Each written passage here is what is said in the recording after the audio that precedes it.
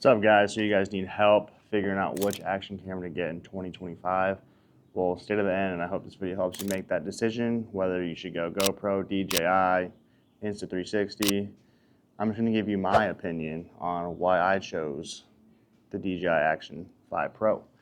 And that is because, I mean, they're both great cameras when I'm comparing the GoPro Hero 13 and the DJI Action 5. Like, they're both like make killer videos. Unless you put them side by side, you're really not going to notice much of a difference, you know. Other than like the super night mode now in the Action 5 is actually really good. It blows GoPro out of the water. The battery life is a little longer. The design of it's pretty similar. They're both pretty rugged. I feel like I can drop both of them or take a big fall snowboarding, and I'm pretty confident I'm not going to break the camera. But just just like a few small things, like even with the GoPro app, right? So you gotta pay a monthly subscription to use all the features in it, while on the other hand, DJI Actions app is all free. You can use all the things in there all for free.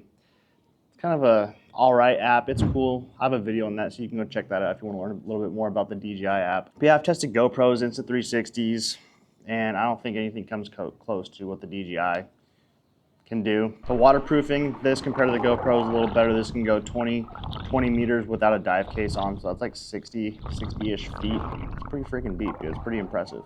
You know, I jumped into the pool with it yesterday, swam with it. It takes really good slow motion shots. You can get 4K up to 120 frames per second. You can even get 240 frames a second if you drop the resolution down to 1080p, which is still really good, you know. It has its own purpose, depending on what you're trying to do. The magnetic mounts, I like this. That's a little different from the GoPro. It feels a little bit more secure and snappy and just, yeah, a little more secure. I mean, this thing is built for chaos. So as far as filming goes, you know, we're talking 4K at 120 frames per second, buttery slow motion, and an updated 1.3 inch sensor for an incredible dynamic range and low light performance. Plus HDR video that actually looks cinematic. You can get 24-25 frames a second. That's the lowest you can get on this, and that's all. You get those cinematic shots, right? Stabilization with this thing is awesome. The Rocksteady Plus, and I think they have like the Horizon Steady. I really never used the Rocksteady Plus or the Horizon. I've just been using Rocksteady, and I've been perfectly happy with it. But it does make a difference, because when you have this thing turned off, when Rocksteady's not on, this thing it's really shaky, really bad. So you kind of have to have that on. The dual touchscreen, you know, compared to the GoPro, you have a screen on the front of the GoPro that's not usable, right? You can see through it, but you can't use it. DJI, you can. I don't know if I said the battery lasts a little longer. So you get over 2 hours of continuous 4K recording, fast charging, and a new smart cooling system means no overheating, right? Everyone says the GoPros overheat.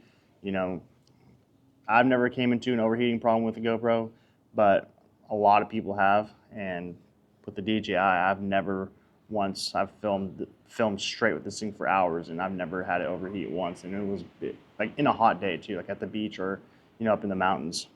And this camera isn't just for like action junkies, right? Extreme sports and whatnot, you know.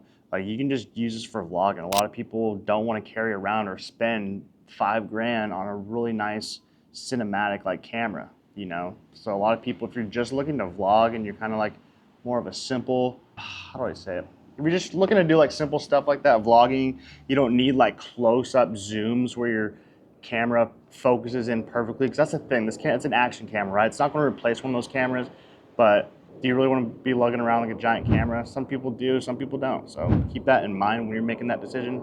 I could throw this thing in my freaking pocket, throw it on the ground. I'm not going to throw it on the ground, but if I drop it on the ground, it's not going to break. So whether you're vlogging, traveling, or creating like cinematic YouTube content, or just filming, like trying to film a viral reel, this thing like got you covered, you know. But one thing I do film sometimes with this is close-up stuff. Like when I'm trying to get real close on, say, something on like the screen, it won't focus in, right? It's an action camera, so it focuses. You got to be a little bit away from it. If you're serious about content creation or just want the best possible footage from the smallest, most powerful package, the DJI Action 5 Pro is it. Hit that like button, subscribe if this video helped you out at all. I'm trying really hard to like put out like good, insightful content for you guys that helps you guys.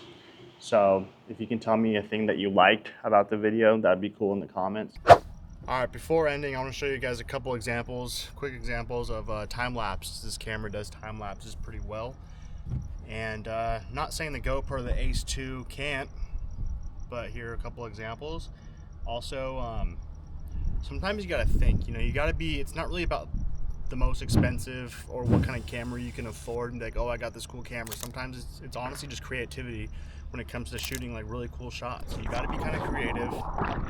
You know, here's an example of that with this camera, not that it's waterproof, which is super cool. So here's this. Boom, pretty sick, right? Like, it's all about different transitions and just being creative yourself. And you kind of just like make it work with what you have, if that makes any sense.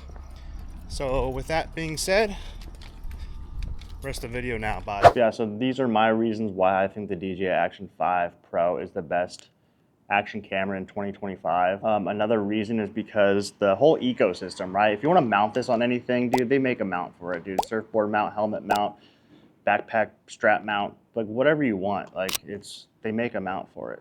And the DJI mics, these things are awesome.